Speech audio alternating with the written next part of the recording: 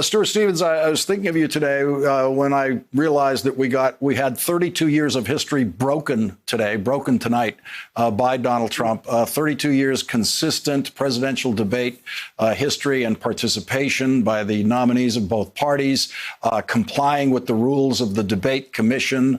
Donald Trump wouldn't do that.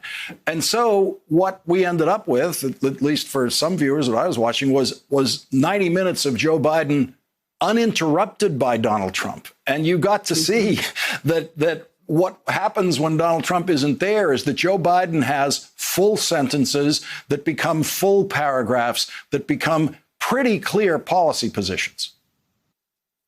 Yeah, what's fascinating to me is, as you well know, Lawrence, whenever the White House changes parties, it usually goes to a person who is pretty much the opposite of the current inhabitant of the White House.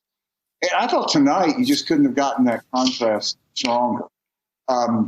Joe Biden is a guy who actually knows a lot, it turns out. It's shocking. And normally what would be a negative for Biden, and that is his experience. I think now the idea of having someone who knows how to be president is really appealing to people.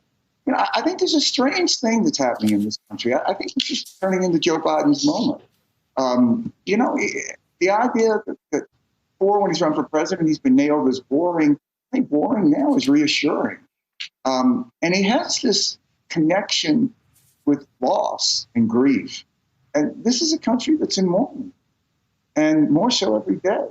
And he can just speak to that in a way that I think is very powerful. And we see it, we saw it tonight, and you see it whenever he encounters people who've experienced similar loss.